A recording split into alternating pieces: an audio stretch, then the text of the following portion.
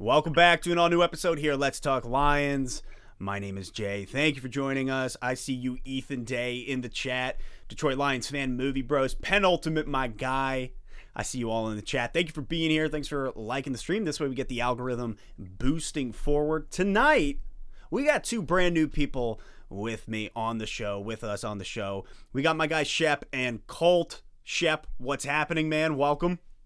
What is going on? Thanks for having me, man. Absolutely. I gotta get we gotta get you in front of an actual microphone because you have a great voice. You have a great podcast radio voice. Thanks, man. That's the first. I've never heard that before in my life. Oh, all right. Well, we're gonna make that happen. Also with us, we got Colt. Colt, I see you sporting the Detroit, that nice sweater. My guy, what's happening, Colt? Not too much. This is the Brad Holmes special. Right when I saw him preseason, rocking it, I was like, I gotta get that. Bro, the amount of times they rock any sort of, like apparel, whatever, on all of those, their live streams, whatever, I'm always looking for them later. I'm like, oh my God, I want to get that. Well, yeah. Tonight we're going to be talking a little bit about the rebuild as a whole. You guys have been Lions fans for your whole life, living here, growing up in the Detroit metro area. So I would love to get your thoughts regarding the rebuild as a whole with this Brad Holmes, Dan Campbell crew. I'd also love to talk little Lions Jets, talk a little bit about really looking at also the chances for playoffs this year. So you guys down for that? Yeah, sounds great, man. Yeah. All right, sweet. So I just would love to hear both of your takes on this season thus far. It is the tale of two halves, right? Like, we were talking a little bit about it pre-show. Shep, you were talking a little bit about it, about how the first 6-7 games, how you're feeling, and now where we are at. So talk to me, guys. This season as a whole, where have you been taken on this ride?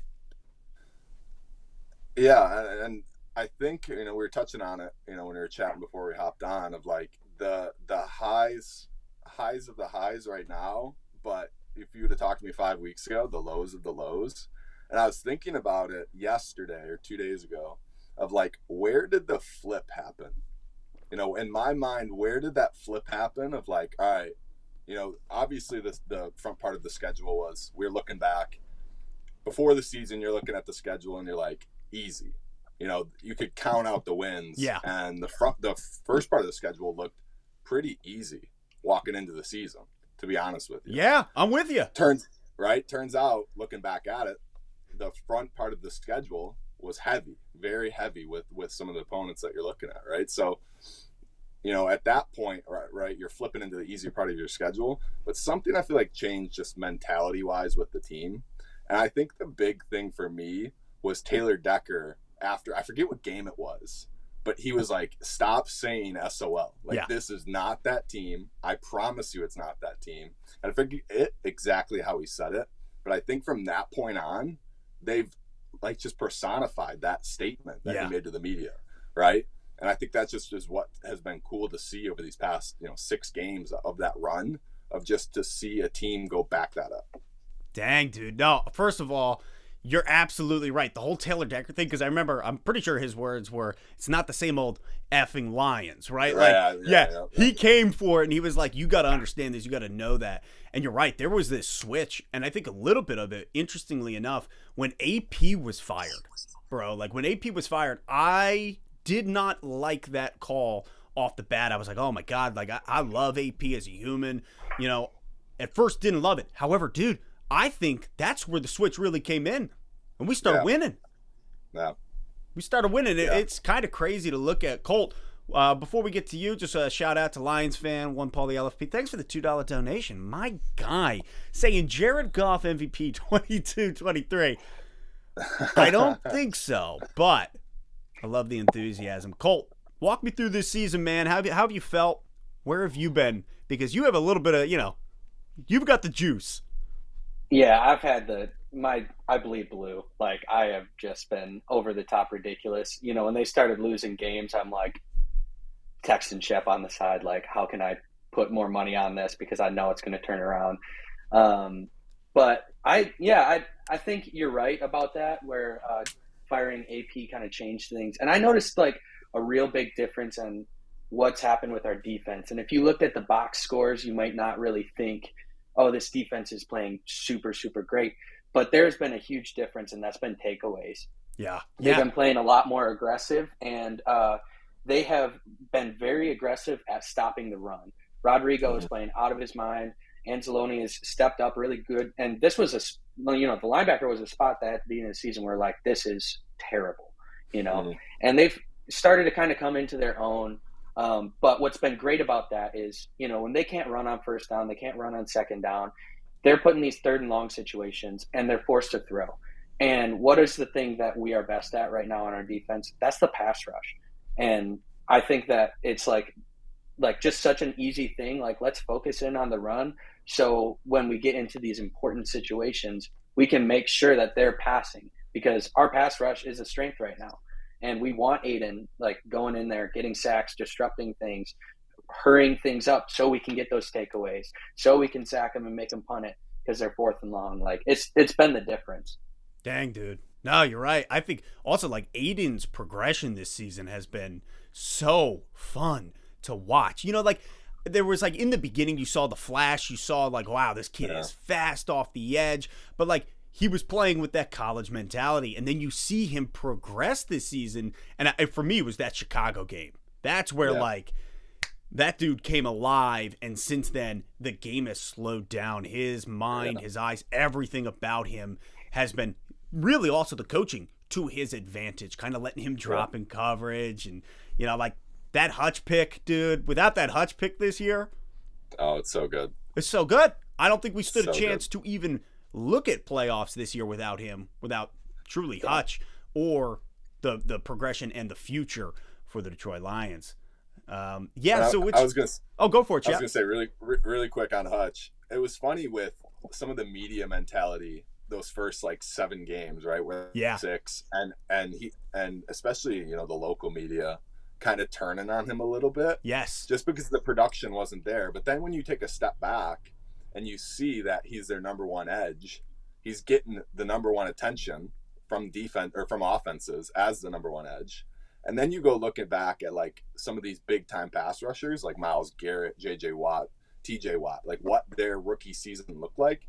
They all put up like 6 to 9 sacks, right? So then you go and look back and like see that comparable.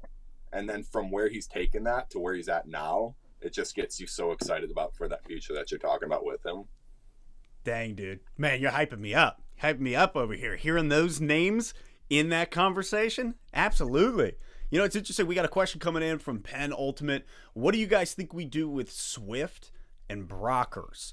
Which is, that's kind of a tough one to have to look at. I think Swift first.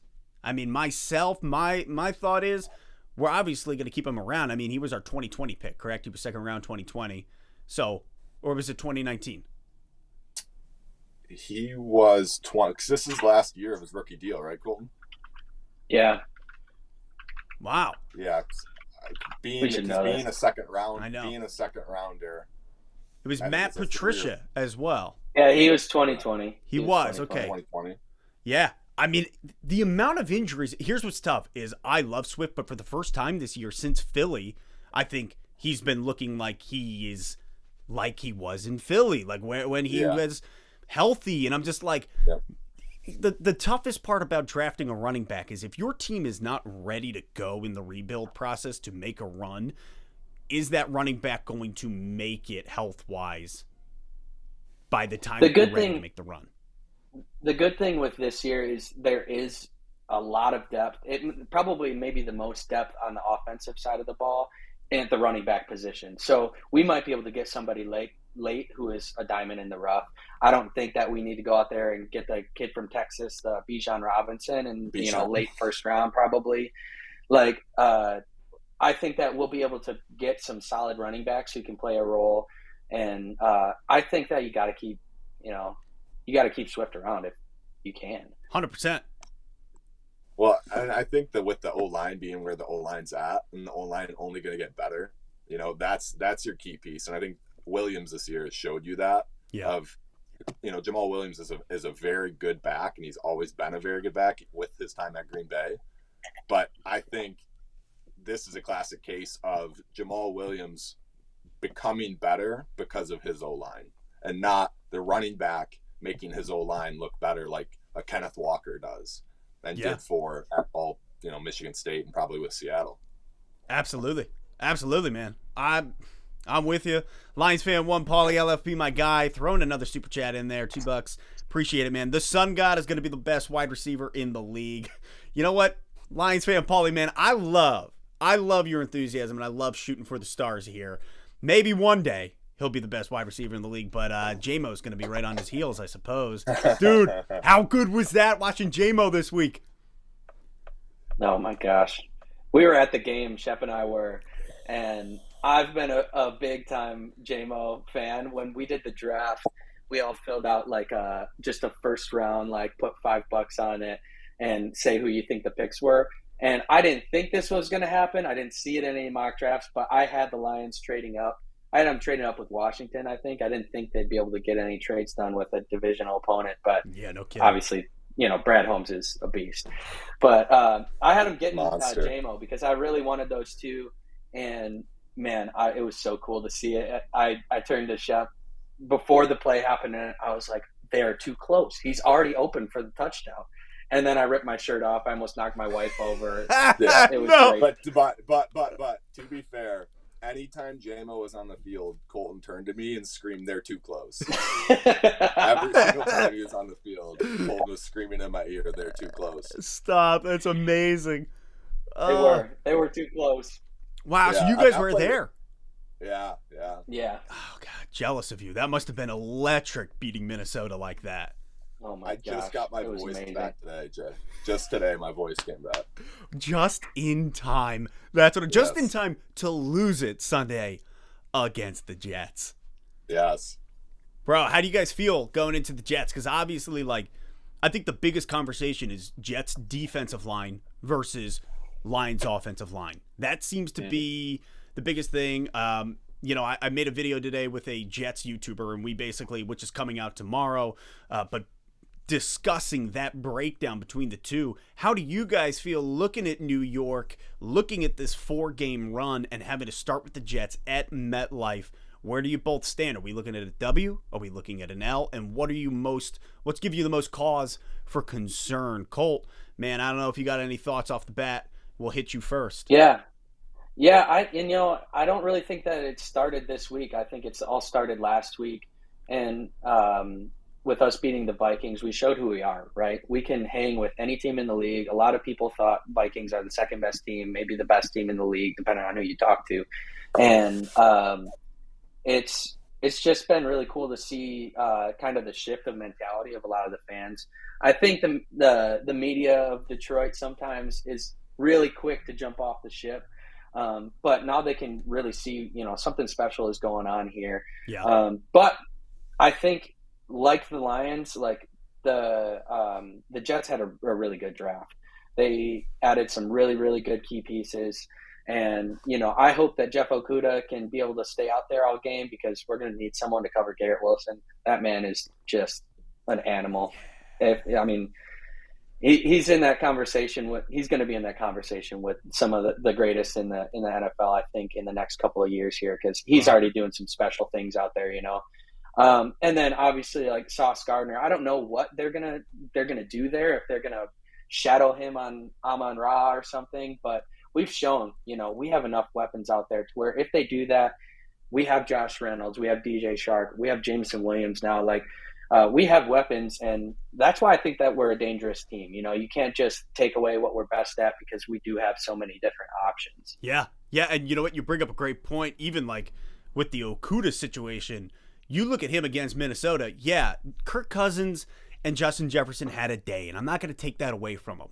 However, the moment Jeff Okudah left the field, you see Kirk start to amp it up and going to Justin Jefferson, and then those right. So I'm there's that element of it where Okudah has been a stud this year and has been instrumental to that cornerback position because Amani fell off, guys. I don't know what happened to Amani. Nobody knows. He was coming in as your cornerback one. Cornerback one. Thank you. Everybody thought he was cornerback one. What did he have? 6 picks last year? Yes, 6 interceptions. Year? Yep. Yeah. So just to have him fall off, and to have the secondary pieces that are the lesser known names have really stepped up behind Okudah. Yes. To fill his spot. Jerry Jacobs. Jerry Jacobs. Hughes. Hughes has played well. Because he's hardly seen the field. Amani is. Which is, if you would have told me that before the season, that hey, he's going to come out and have a rough first part of the year to where he's going to get benched, I would have said that defense is in big trouble. Yeah. So you needed these guys, especially Okudah, to step up and take that one. Which, as the number 3 overall pick, that's what we all prayed for with him, that he'd eventually morph into that. But it's awesome to see him finally do that for us. Absolutely. Shep, talk me through this Jets game, because you were kind of in the pregame giving us some of your thoughts. What are your causes for concern? Do the Lions take a W? Walk me through it, man. Where are you at? Yeah, I think have they updated Quentin Williams? Quentin Williams is still 50-50. 50-50.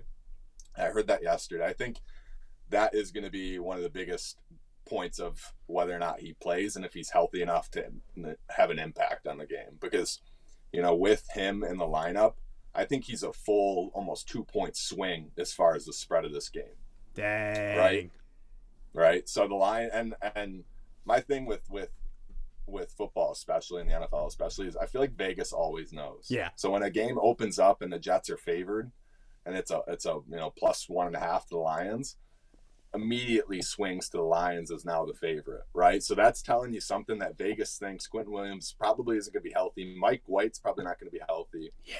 At that point, that's where the Lions probably got that edge and got those 2 points or 3-point swing, right? So I think that's a huge piece, because if the Lions can do what they're best at and they can establish a run and almost make it identical to that Giants game, to where they put the Jets on their heels, because the Lions do what they do best and are able to do what they do best and score, and put the Jets on the offensive, which we know the Jets struggle with, especially if Z Wilson's in the game. Hopefully we get to see him. Because I saw today they upgraded him to QB2. Bingo. So we could see Zach Wilson on Sunday, which I think if you're a Lions fan, you're rooting for that, because 100%. he's had a really rough year. But it's gonna be a good game, man. It's gonna be a really good game. Both teams playing for their playoff lives, basically. There's either team loses, they're then counting on others and scoreboard watching the rest of the year, and you don't really want to be in that spot, right? You want to handle your own destiny. So it's gonna be an exciting game, man. We're pumped. Yeah, dude, you bring up a lot of good points. Don't worry, Lions fan Paulie, I see you in there. We will hit the question about DJ Chark. I do want to thank everybody for being here. I see that there's 50 of you guys and girls. Appreciate you being here. Throw a like in there, get the algorithm boosting. Appreciate it. We got my boy Shep and Colt here. We are in a group thread together where we basically just either are going nuts or going nuts every single week leading up to these games. It's a good time.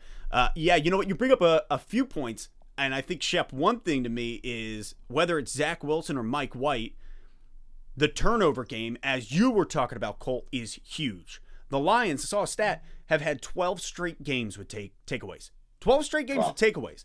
So I think, especially with a guy like Mike White, he's so confident. And like where that confidence is awesome, it also makes you put the ball in places you shouldn't. And if the Lions have 12 straight games with takeaways, Okudah's out there, Jerry Jacobs is fire. I mean, I'm looking at 13th game straight here with another takeaway. Yeah, no doubt. Got Kerby Joseph back there. Yes. Maybe the rookie that nobody's talked about, or people have started to talk about him, but it's just an unsung hero. Losing who you lose with the Lions. Was that week 1 or week 2 we lost? It was Minnesota, so that must have been week 3? Week 3. It was early. We lost, right, which is crazy to have a rookie safety come in and make the impact that Kerby Joseph has made. So yes. So many just unsung heroes looking at this full roster. 100%. Kerby Joseph has been a stud. I think that's where we could really get into this rebuild conversation. But first, Lions fan Paulie, shout out to you, man. The question is, do the Lions re-sign DJ Chark? What do you guys think? We had him on a 1-year, $10 million this year coming out of Jacksonville. You're looking at a Pro Bowl receiver. And when he is healthy, when he is in his vertical speed opposite of J-Mo, oh my God. It's dirty. What do you guys think? Are you interested in re-signing Chark? For me personally, I think that's going to come really down to what the end of this season looks like for J-Mo. Because if I'm remembering right, like Chark's contract isn't insane, but he is up there with some of the more highly paid receivers per year. And I know it's not a long contract or anything like that. And that's kind of why I liked the deal in the first place, because it was a really good trial run. But I don't know, like how do you keep Amon-Ra, Jameson, DJ Chark, Josh Reynolds? I think you kind of have to make your choice of which one of those guys is out. And if they ever get rid of Jameson Williams, I will jump off a bridge. So right. I mean, fair. Yeah. I don't know, Shep. You have any thoughts regarding the DJ Chark signing? Because it is 1 year, $10 million is what we have. 1 year, $10 million, and you brought him in on a prove it deal, right? That's a prove it deal. And unfortunately, you've seen what's made DJ Chark on a prove it deal this year, and that's the fact that he's missed 5 weeks, right? So when he's healthy, like we saw this past week and the week before, he's been very good. But at the same time, it's like he's gotten to this point of he's on prove it deals at, I think he's 25 or 26 with the team like the Lions because he can't stay on the field. Yep. So that's going to be a biggest question of, if this man can stay healthy, absolutely you're re-signing him. But at that point, because he's proved it to you and you're re-signing him, you're not going to get him on a 1 year deal. It's going to be a longer term commitment. Yeah. In which case, if he's going to be your, receiver opposite J-Mo, you need him on the field. So I think that's the question that the Lions front office has to answer is, what's that look like moving forward with him? No, that's. I do trust in Brad Holmes. So if he's shown me anything, it's that he'll be able to make the right decision, that he'll be able to get the guys that he wants. And, if that's Chark, then that's Chark. If they can come to the right, number and stuff, like, I would love to keep him around. But if not, I have full confidence that Brad Holmes is going to be able to work it out for the betterment of the team. In Brad, we trust. 100%. He's my emergency contact, just in case you were wondering. But he doesn't know it. No. That's incredible. Oh, man. Yeah, dude. I don't know. Like, okay, so Brad Holmes, Dan Campbell, they come in. It's 2 years ago. Not even, a year and a half ago at this point. They come in. What were you guys' initial thoughts? Upon them coming in, the first draft, and now the second draft. From myself, him coming in, I was excited looking at his resume as a talent scout. Seeing him in LA, finding the Aaron Donald, finding Cooper Kupp, and being like, this is the guy, go get him. This is the guy, go get him. So it gave me a lot of comfort saying, all right, with the very few draft picks that the Rams have, being able to find the guys, and also his belief in Jared Goff. That was something that was fascinating to me. Him coming here and that initial move, the Matt Stafford, Jared Goff, it was a mind-blowing offseason, but I was like, I have to trust you. But looking at your resume, I believe in you. Dan Campbell was the one where I was like, you spoke to my heart and my emotion, and I love that. But what are we going to see out of you as a decision maker, as a coach? So what were your guys' initial thoughts? And then walk me through a little bit about it. I don't know, Colt, if you want to hit it first, man. Yeah. So as far as Brad Holmes, I kind of had a rough 24 hours with Brad Holmes in his first draft. He, the first pick was a no-brainer at the time. It was like whatever one of those three dropped, Jamar Chase, Jalen Waddle, those got taken right before. So it was like everyone knew we were going to take Penei Sewell. Anyone with a brain would have taken him. Sure. And so I didn't think much of it then. But then when we got to the second round, I really, really, really wanted Amon-Ra St. Brown. He was a guy that before he ran a 4.6 in the 40, he was a projected first rounder.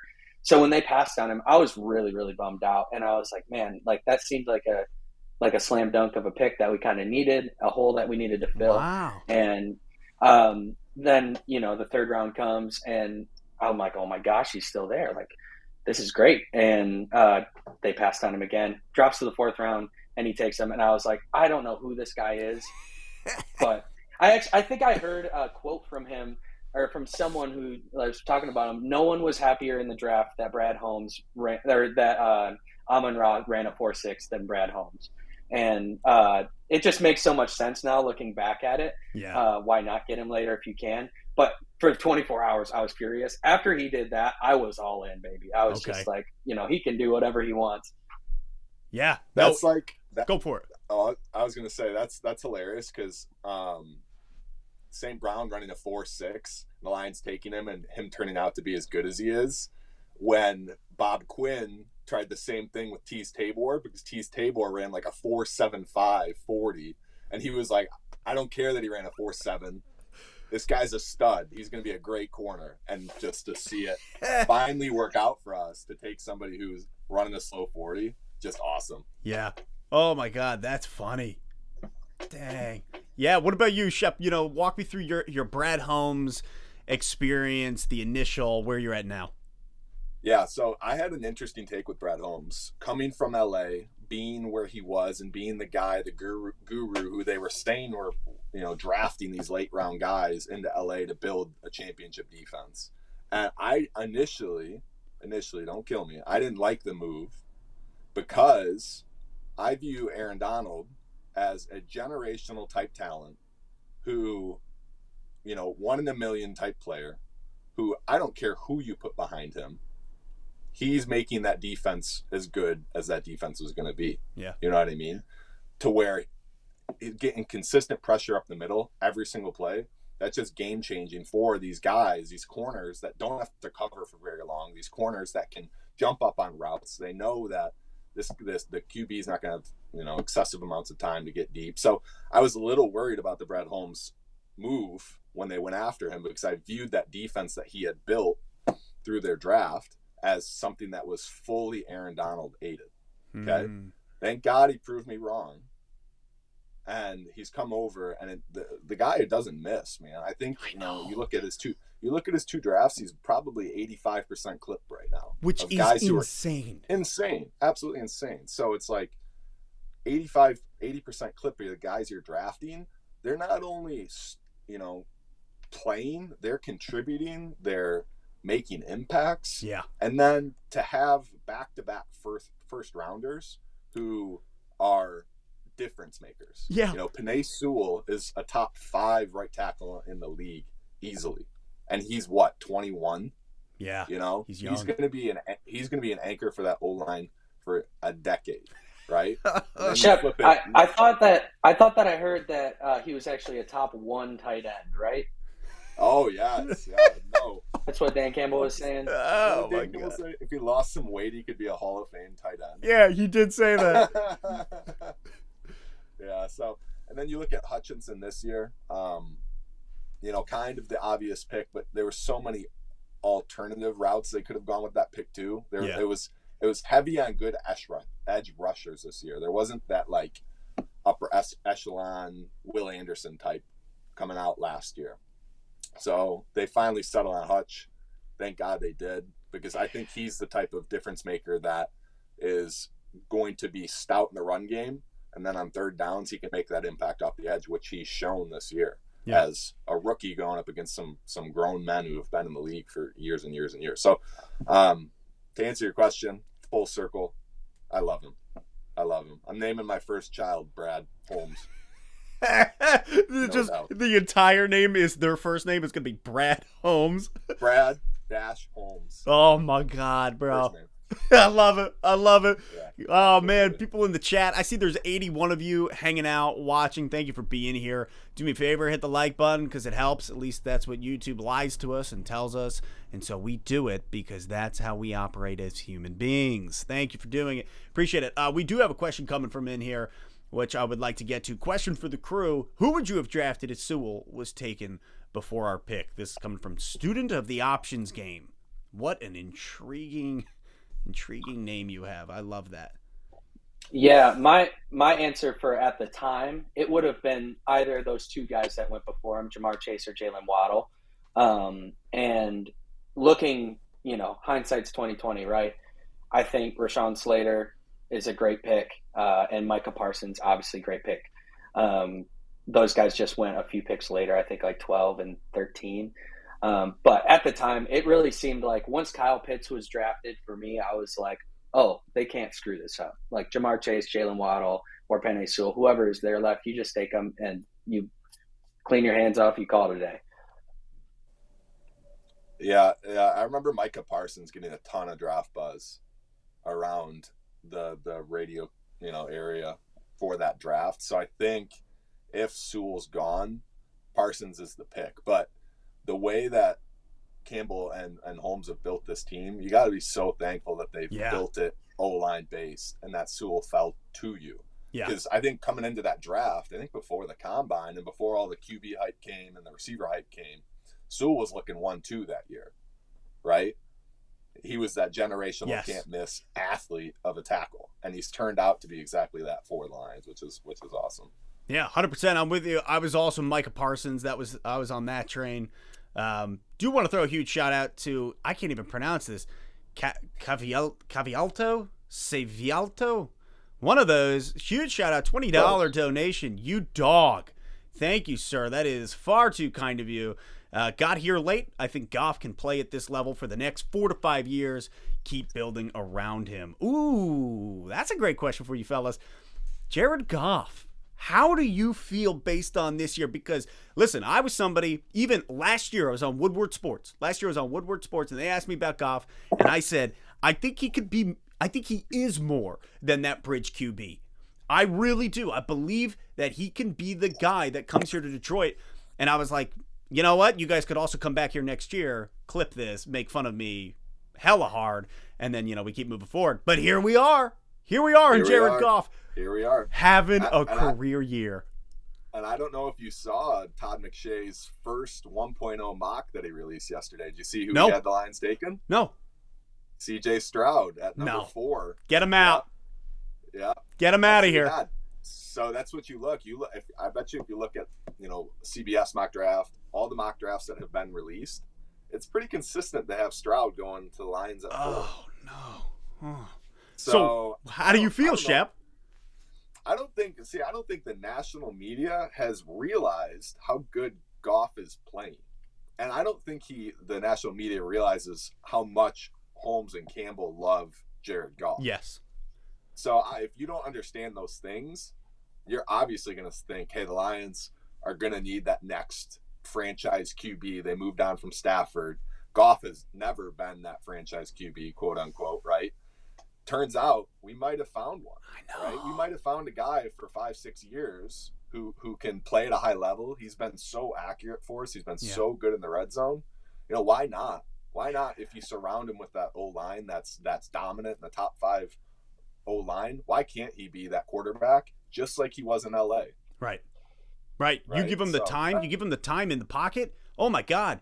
Like, what the O-line is able to do for him. This is why, guys, this is why I'm such a proponent of build the trenches. Build out the trenches first. And that's Brad Holmes. That's why this rebuild is working, because he's building in the trenches. He did it with Penei Sewell. We already had Decker and Ragnow. Even Big V, who obviously has been injured this season, had the back surgery. But then on the opposite side, you look at Aleem McNeil.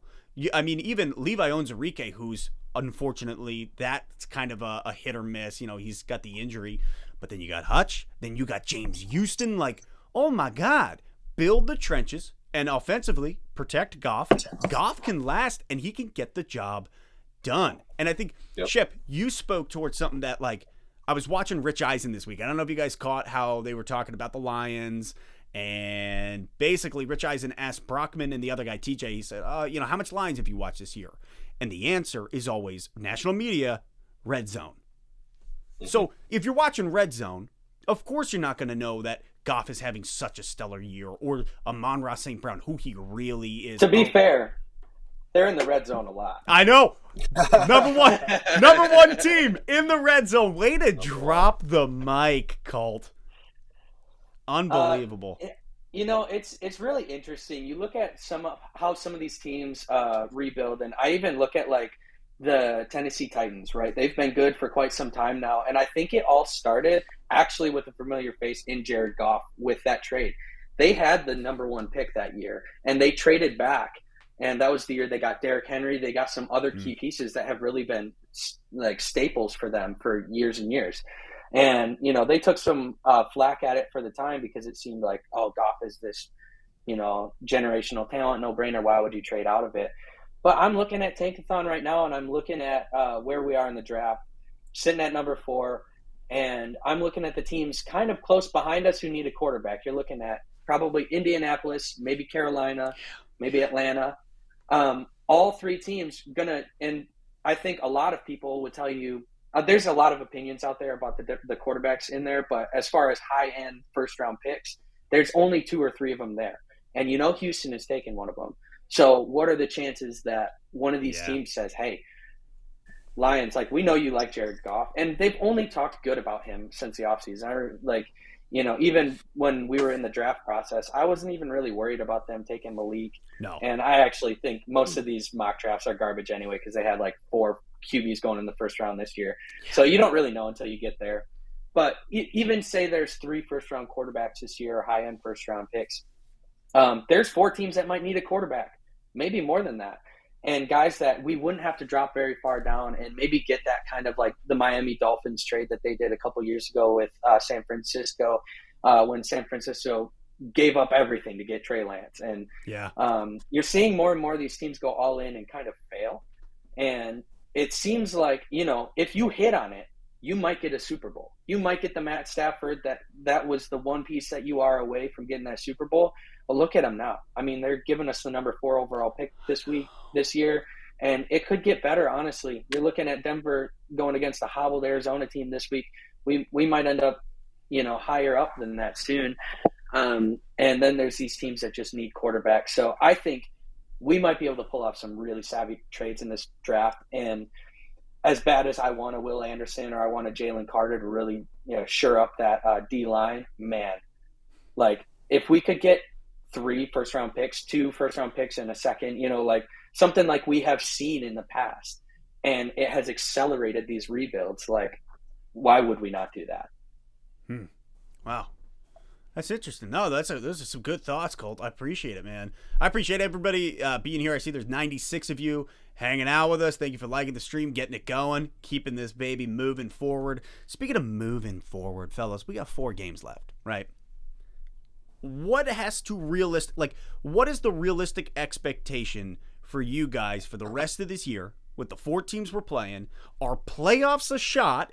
Do we got a shot? And if so, what 2 teams are we jumping to get there? I think you look at the teams ahead of us. You obviously got Seattle, Washington, and the Giants, and then you got the Packers right behind us. I don't know. I mean, I don't think they're sneaking in. They haven't shown us anything this year that they can do it. So talk to me. What are we thinking here? Yeah, a big game for you this week. Outside of the Lions, Thursday night football. I know. You have half a dead San Francisco team.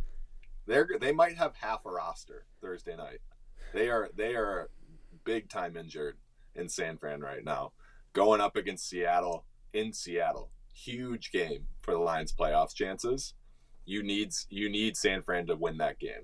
That's a big starting point for our playoff chances, because basically we're looking for, out of those 3 teams, you can't have 2 of them go 3-1 over their last 4, right? You need 2 of them to go 2-2 if the Lions win out. Yeah. At that point you're in, right? So you look at the 4 remaining opponents for the Lions, which scares you the most? For me, it's the Jets. The Jets at the Jets this week scares me the most, because like I said earlier, this is playoff life versus playoff life, pretty much. Put a bullet in one of these teams this week as far as their postseason hopes. So when you have a desperate team like that, I know the Lions are on a roll, but when you have a desperate team like that at home, it's a tough game. It's a tough game. So if we can get through this week, and I think what's the playoff percentage at right now? Like 24% is 23%. I think if the Lions win versus the Jets, and 2 of those teams lose, Seattle, New York, or the Jets. 2 of those teams lose this week, I think we jump to like 55% playoff chance. Well, we're guaranteed either the Giants or Washington to lose as they're playing each other. Yep. So really you need to, if Seattle loses at that point, you jump to 55% with a win or 53% with a win of one of the metrics I saw earlier today. So that's huge. This is a big week for us as far as our postseason expectations. And starting 1-6, man, I'm just happy to be here. I'm happy to be watching meaningful football. And if we come up a little bit short this year off the start we had, I can go into the off season so excited to see what they do in the draft, who they add around such a solid core. And I think for the first time in my life, I can look forward to next year and say, we have a team that can compete for the NFC championship. Not just the division. This is a top maybe 4 or 5 team in the NFC next year if we add the right pieces this offseason. So I think that's the walking in through the remainder of the season, what we need to do. If we come up short, you can still be excited for this offseason and really be looking forward to next season. No, that's good. Those are some good thoughts. You're right. I think, and that's not even just the Kool-Aid talking. You know what I'm saying? Like, that's legitimate. And like, think about last year. Look at Philly, right? Philly was a team that limped into that wild card slot, right? Like, they limped into that 7th spot. They get smoked. And it's this type of thing where you're like, okay, but they made it. And now look at them this year. Not saying that we would turn around and be a Philadelphia. However, what I am saying is, oh my God, the progress is real. We're going into the 3rd year of a rebuild. You're right. You get another draft under your belt. And then these guys, now they have the taste of winning in their mouth. Like, a real taste of winning. Man, whether or not we do make the playoffs, the turnaround has been huge. The development, the defense, all of it. The Lions are finding a way to win, and they're winning well. They're not these cheap parlor tricks. They're legit W's, man. Colt, what do you think? Yeah, I love kind of the attitude that Dan Campbell's kind of shown just throughout the season. Like, always just looking to the next week. When I do look at the schedule, I agree. Like, the Jets are definitely the one that scared me the most as far as talent. But it's any given Sunday, right? Like, any team can win at any point. I'm sure the Bears and Packers would both love to play spoiler against us. And the Panthers, a team that has somehow come out and since trading Christian McCaffrey have found a way to win games or stay in big games, So it's going to be every single week just look into the next week. Let's get another win. Can we lose one and still get in? I don't know. Maybe on a miracle, but you really got to win out if you want your chances. But I look at all these teams. I look at any team in the NFL. I think we can win against any team, and we've shown that against the Bills, Vikings, and Philly. I think our point differential for those 4 games against those 3 teams, we played the Vikings twice, I think the point differential is positive for us. I think by 1 point. Wow. So, like, we can hang with the best of the best. Those are the best teams in the NFL right now. We can beat any team, but any team can lose any given Sunday. And I'm sure, especially those last 2 games, Packers and Bears would love to play spoiler. Yeah. And I'm hoping that, the Packers maybe try to do that a little bit more to the Vikings the week before. I don't know where the Packers are going to be at when we face them. It seems like they're completely out of playoff contention too, but I don't know. Yeah, I think their chances for playoffs obviously continue with Seattle losing as well. Looking at the Packers' last 4 games, they got the Rams Monday night, and then they got the Finns, the Vikings, and us. That is not a lovely ending for them. We just need Baker to pull out magic one more time this week, and then the Rams can lose out. No, they can just lose out. That's tough. That's tough. You're then competing with draft. I know, but I'm like, I don't need Aaron Rodgers having anything to live for coming into playing us. That's a good point. I did you watch that Rams game this past week versus Oakland?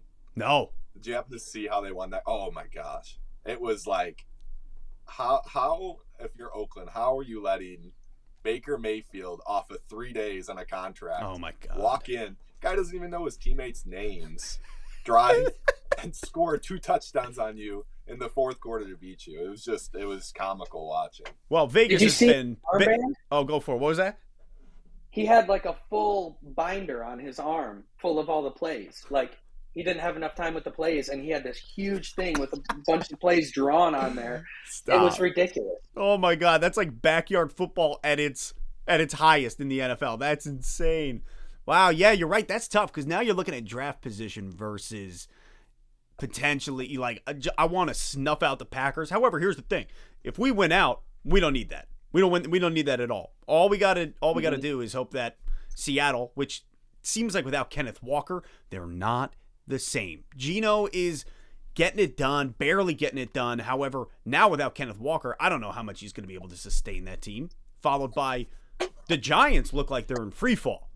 They look like they are sputtering out and flailing. Washington, Taylor Heineke, I could see Washington being able to, when I truly look at it, I think Taylor Heineke and the Lions are the 2 teams that are able to continue in the playoff run at this point. The Giants and Seattle kind of drop out.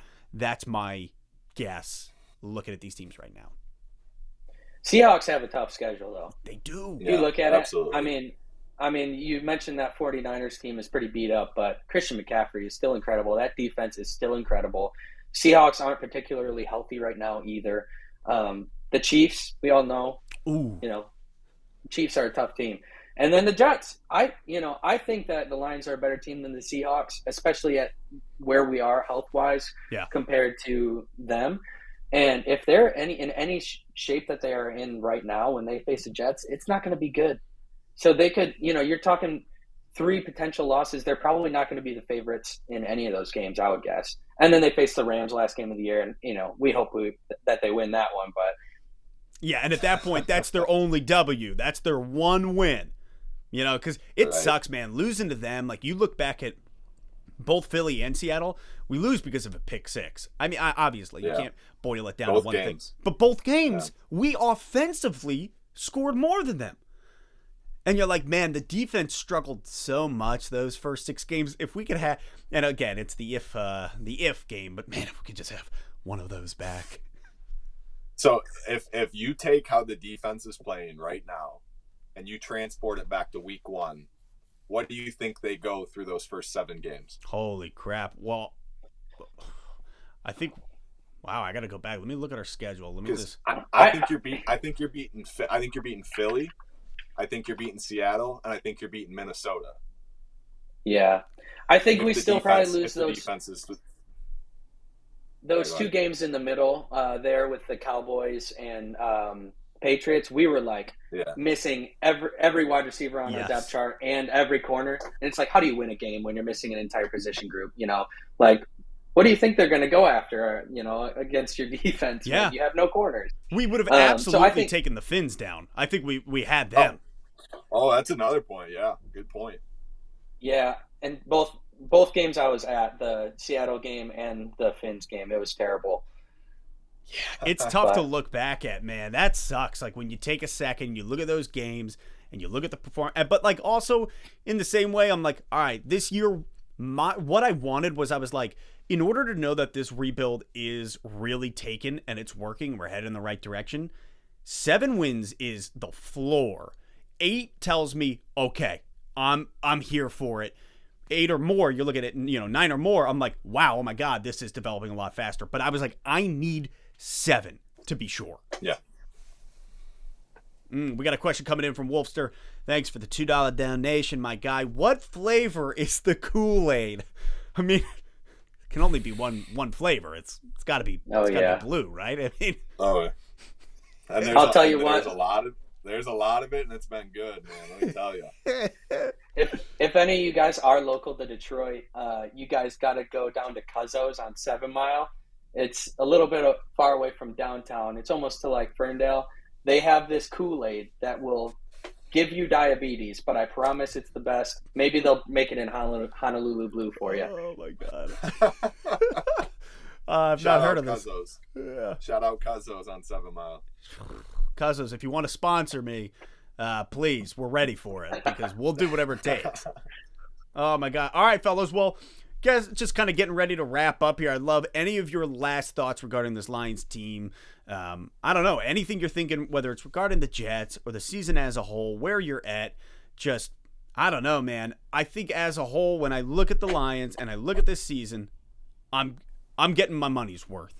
You know what I'm saying? Like, and the most important thing to me is playoffs or not, it's so fun to enjoy football in December. Shep, Colt, you guys have any closing thoughts regarding the Lions this season and where we're heading? No, I think you hit the nail on the head, man. I think it's just so good to see a promising young team, right? And then to see some of the wizardry, for lack of a better term, that Brad Holmes has pulled to have now and be set up for the draft capital and the cap room, that they're going to have in this offseason. Yeah. You look at bringing in a Carter or a Will Anderson in the draft early and then adding it to this defense that's already improving and that's already young, right? And then the offense, Jamo's going to get better every single week. I think he showed that this past week. Jamo's exciting to see, and his growth is going to be exciting to see. It's a good time to be a Lions fan. And I think it's a good time to be a Lions fan and to watch the remainder of the season and know that your team and your coach and your GM are all on the same page. They're all bought in and they're moving in the right direction. And I think for Lions fans, it's not something I've been able to say in a while. Yeah. Even those teams with Sue and Stafford, I feel like those teams were built so much differently, and the future promise wasn't anywhere close to what we see here. I think with this roster constructed and the capital that we have coming up to keep building this team, you're looking at a team that could transform into an NFC power. And for the first time in my life, 28 years, I've never been able to say that. And I'm excited, man. It's an exciting time to be a Lions fan. Oh, my God. I never want you to not be saying that. You get me hyped up, dude. Oh, my God. Colt, what about you, man? Closing thoughts. Yeah, it's just a great time to be a Lions fan, like Shep said. I think we're going to see some differences in this upcoming offseason. We already have guys interested in coming here. Lamar Jackson's come out and said that he would this was one of the teams that he'd be willing to come to. I don't know that we need to get a quarterback, but if we're going to do it, Lamar, I'm sure everyone has their own thoughts about Lamar. I love him. But it's going to be cool because we might actually be a destination where some of these guys want to come to. And it's never really been like that because it's not LA. It's not somewhere in Florida. It's not somewhere in Texas. But now we've got a good enough team and we've got enough good ball players where people might want to, come out and check out what we got going on down here or up here. And it's just encouraging. I'd love to just encourage anybody that hasn't been to a game this year, try to get some tickets to the Bears game. It is electric at Ford Field. Break out the wallet. So different. Those are going to be expensive. Yeah, they are. Those are going to be expensive tickets, bud. Oh. But it's a way different atmosphere than I've ever experienced there. I've been to quite a few Lions games, and this year has been different, and it was even different before we really went on our winning streak. I think that some of the core fans really understood that this wasn't same old Lions. Right. And now everyone's really seeing it. This stretch has been just so fun.